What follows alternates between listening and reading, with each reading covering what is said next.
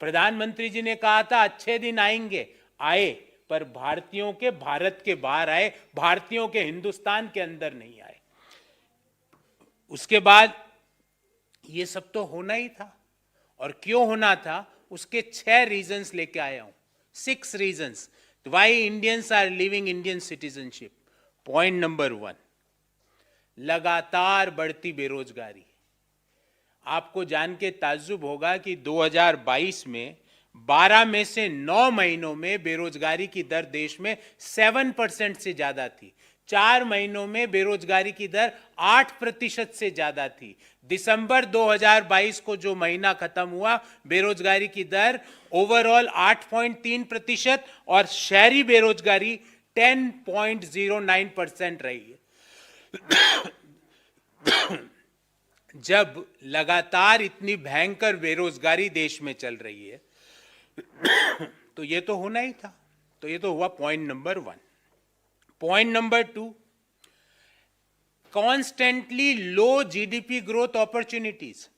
2017 में भारतीय अर्थव्यवस्था की ग्रोथ रेट थी 8.3%, जो कोरोना के पूर्व 2020 में हो गई 3.7%, और कोरोना के दौरान -6.7, और फिर उस लो बेस के कारण 8.7% वर्ष FY 2022 में ये रही।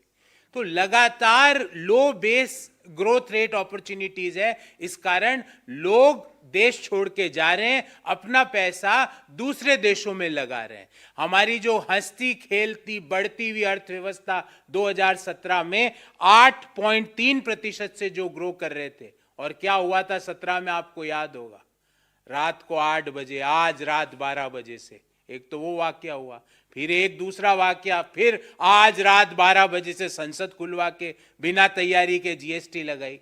तो ये जो दो भीषण बम मारे भारतीय अर्थव्यवस्था पे, उससे भारतीय अर्थव्यवस्था 8.7% से 3.7% आ गई, और कोरोना के दौरान माइनस में चली गई, और फिर लो बेस के कारण वित्तीय वर्ष 2022 में ये 8.7% से ग्रो गई। तो पहला तो कंसिस्टेंट हाई अनएम्प्लॉयमेंट, दूसरा लो जीडीपी ग्रोथ अपॉर्चुनिटी।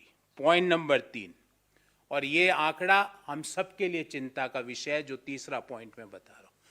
दुनिया में सबसे ज्यादा गरीब लोग हिंदुस्तान में है, ये यूनाइटेड नेशंस का आंकड़ा है। The largest number of poor people in the world, और मैं आंकड़ा दे रहा हूं यूनाइटेड नेशंस का, 22.89 करोड़ लोग दुनिया के हिंदुस्तान में गरीब है। 22.89 crore Indians are poor as per United Nations. और ये किसने किया research? United Nations Development Programme और ऑक्सफोर्ड यूनिवर्सिटी की संयुक्त रिसर्च में ये पाया गया।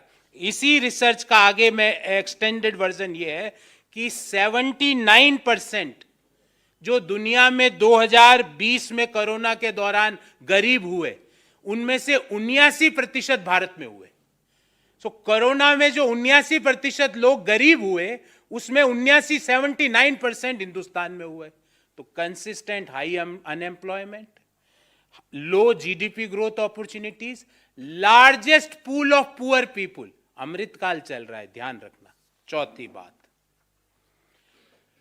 ग्लोबल हंगर इंडेक्स, 121 देशों में हम 107वें नंबर पर है।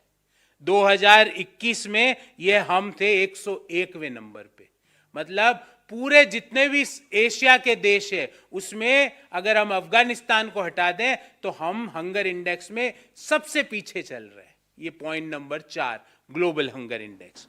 Point number 5, global gender gap index, मतलब महिलाओं का जो आर्थिक क्रियाओं में भागीदारी है, अगर हम दुनिया में देखें तो हमारी रैंक 146 देशों में 135वीं है। यह रिसर्च वर्ल्ड इकोनॉमिक फोरम ने करी। वर्ल्ड इकोनॉमिक फोरम के अनुसार ग्लोबल जेंडर गैप इंडेक्स में हमारा स्थान 135 है दुनिया के 146 देशों में। छठा पॉइंट, और ये आपके लिए बहुत महत्वपूर्ण है, इसलिए मैं इसको लास्ट में लाया, पर है बहुत महत्वपूर्ण, ग्लोबल प्रेस फ्रीडम इंडेक्स, दुनिया में 180 देशों की जो रेटिंग हुई, उसमें वर्ल्ड प्रेस फ्रीडम इंडेक्स में भारत का स्थान 150वां है। और आपको जान के ताज्जुब होगा कि उस रिपोर्ट के अनुसार हिंदुस्तान को one of the world's most dangerous country for the media, I unquote, ये इन्वर्टेड में लिखा है, उस रिपोर्ट में लिखा गया है दुनिया में मीडिया कर्मियों के लिए सबसे खतरनाक देश की कैटेगरी में भारत है। क्यों है आपको भी पता है वो बात, मुझे भी पता है।